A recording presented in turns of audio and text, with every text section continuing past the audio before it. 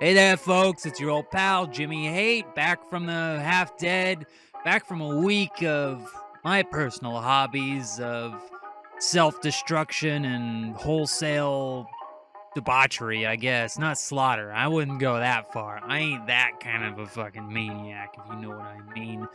Here to be the proud representation of Super Creep TV for this fine show, Hammer News, bringing you the news for the days of March 12th through March 26th, 2017. Yeah, get the show on the road, huh? Let me start off by saying Hammer News can't always be that gospel of positivity that I'm sure you've probably come to see us as at this point. And I'm sorry if that's the case. I know you come here to see us take your rain and turn them into rainbows, or take your Pintos and turn those into Lamborghinis, and take your $10 worth of street smack and turn that into. Now we're just gonna take that and turn that into a good fucking weekend. We'll do that, guaranteed. But yeah, we can't always be positive because the world ain't always fucking positive. As you probably know, if you are alive at this point, if you have made it this far, you probably know that fact. And today, we got some more bad news indeed to throw on top of that. Jay Lynch, the amazing artist behind many a belly chuckle from my childhood, passed away at the tender age of 72. Now, that name doesn't ring any bells immediately. Don't worry, I get it. You weren't very fucking cool in the 80s. I get it. Mr. Lynch was a major player in the underground world of comic arts, you see. Mr. Lynch founded Baiju Funnies, and I am sorry if I fucked that up. You guys know me and interesting names. He founded it with fellow cartoonist Skip Williamson, and together they published Lynch's works and a few other artists. But you will probably best remember him through his captivating, disgusting, stomach-churning, other adjective, highly collectible cards, the Garbage Pail Kids. Something that started out as satire of a popular doll, popular doll and pop culture in general, just became so popular in its own right to these little snot-nosed, bubblegum chewing bastards that it'll probably live on forever in our heart. Well, it'll at least live on in my heart and my mind. So thank you, Mr. Lynch. Tonight, I will pour you a drink, I will snort a line, and I will remember you, my good man. In other, wholly less depressing news, at least I hope and I pray, some hoity-toity New Yorkers have spent just way too much time, 15 years if we're being specific, working on a fragrance of perfume that, to be quite frank, I have been smelling like for years now. That fragrance, my friends, is pussy. Like pussycat, you degenerate kittens, if we're being technical. Any day now, you will be able to spend $6 per half-ounce bottle to smell like the neck of a warm kitten.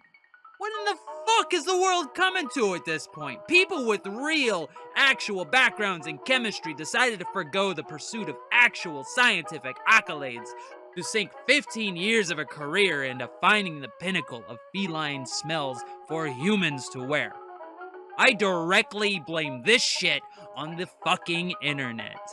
This is your fault, the internet, not my viewers specifically. You guys are alright. But the rest of you, your love of cats is dooming us as a people. I, for one, catch that pun, folks. You gotta be sharp to keep up with old Jimmy Haight here. Will not be partaking, preferring my fragrance, Eau du Garbage, which smells absolutely as awful as it sounds. Last and maybe most horrific, depending on who you ask, a musician that anybody under 40 and anybody of a sound goddamn mind loves to loathe, said Jimmy Buffett. You can stay. Jimmy fucking Buffett is going into the business of assisted living, and I'm sure for all of his loyal geriatric followers, that news is like dying and going to heaven already. Buffett is having a multi-million-dollar retirement community built, the first of which being in Florida, surprise, surprise to absolutely nobody, for fans that just won't fucking die already. And yeah, you know what that cheesy motherfucker's calling it? Margaritaville. God damn it. My guess is the breakfast buffet is just gonna be all booze and lube as far as the eye can see, but only time will tell, right? I guess I'll have to count my blessings, though. This is as close as we get to somebody rounding up all of his loyal fans and sticking them on a deserted island, which, now that I'm saying that out loud, is probably exactly what they're after anyway. So, if you're old, you got bad taste, and are a Buffett fan, you will soon be able to join up with the other parrot heads. God damn it. God damn you, Buffett, for making me say that. And get your catheter in paradise. Hooray! Before we take off, we gotta take a moment to remember somebody very near and dear to my charcoal black heart that we lost recently. Not to show any disrespect to old Lynch at the top of the show, but we gotta talk about Chuck Barris. Chuck helped shape a large part of American television with The Gong Show, The Dating Game, and his larger-than-life character. I mean, he worked on a ton of shows and had a comedic style that was more than a little bit risque for television at the time. And that movie, Confessions of a Dangerous Mind, was actually based off an autobiography that he wrote. It wasn't nonfiction, it was autobiography, where he says that he worked for the CIA and killed enemies of the United States while simultaneously being a game show host on a very popular television show. Now, true or not, it's interesting as shit to read about. He was a wonderful entertainer, and he will be missed. There, now that we're done crybabying around this fucking joint, if you have any news tips for us, please send them to supercreeptv@gmail.com with the subject of Newsroom. We would like to very much thank our Patreon supporters, Tez and Mary Poppins. You help us keep the doors open on this shit show we call Super Creep TV. This has been Jimmy Haight. See you guys next Monday, huh?